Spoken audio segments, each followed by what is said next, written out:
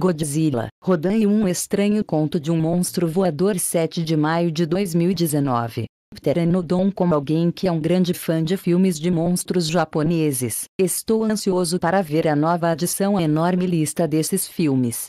Eu estou falando sobre Godzilla, King of the Monsters, que deverá ser lançado daqui a algumas semanas. Especificamente em 31 de maio.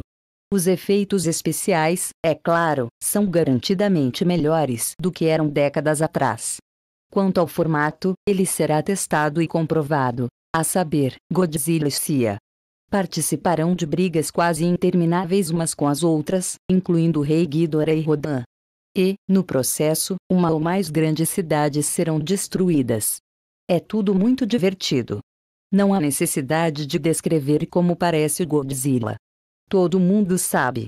Quanto ao Rei Ghidorah, ele é um enorme monstro de 3 cabeças com asas de morcego. Uma criatura imponente e mal-humorada que é melhor evitar a todo custo. E ao já mencionado Rodan, que se assemelha a um poderoso e gigantesco pterossauro.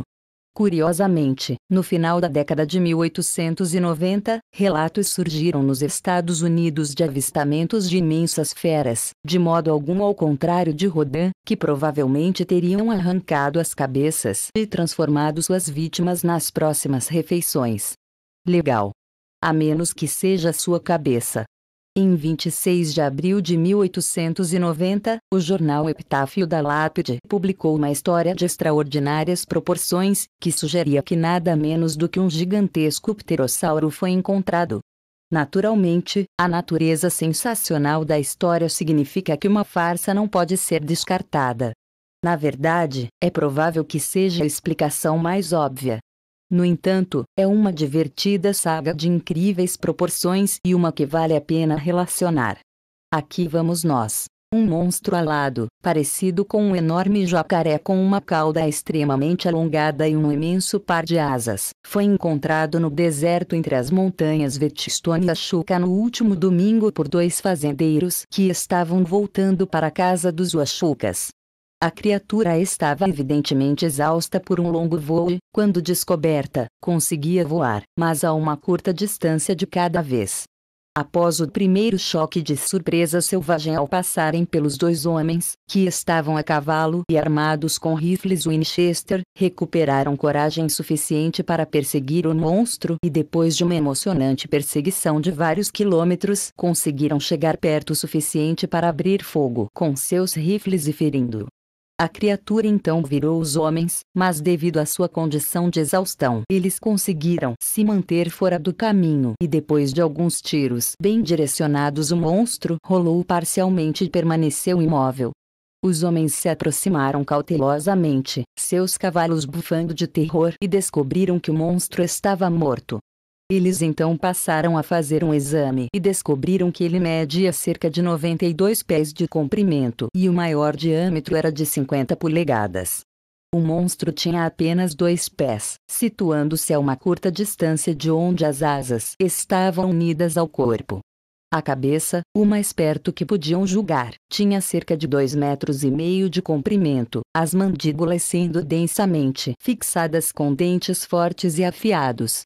Seus olhos eram tão grandes quanto um prato de jantar e se projetavam a meio caminho da cabeça. Eles tiveram alguma dificuldade em medir as asas, já que estavam parcialmente dobrados sob o corpo, mas finalmente conseguiram se endireitar o suficiente para obter uma medida de 78 pés, fazendo o comprimento total de ponta a ponta a cerca de 160 pés. As asas eram compostas por uma membrana espessa e quase transparente e eram desprovidas de penas ou pelos, assim como todo o corpo. A pele do corpo era comparativamente lisa e facilmente penetrada por uma bala. Os homens cortaram uma pequena porção da ponta de uma das asas e levaram para casa com eles.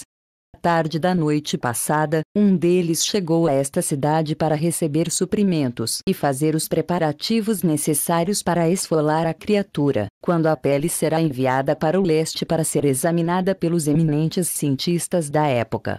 O buscador retornou nesta manhã acompanhado por vários homens proeminentes que se esforçaram para trazer a estranha criatura de volta à cidade antes que ela seja mutilada. Como eu disse, a resposta mais provável para tudo isso é que a história foi inventada. Se não, no entanto, a possibilidade de que um monstro parecido com Rodan estivesse subindo nos céus dos Estados Unidos no final do século XIX se tornasse cada vez mais concebível.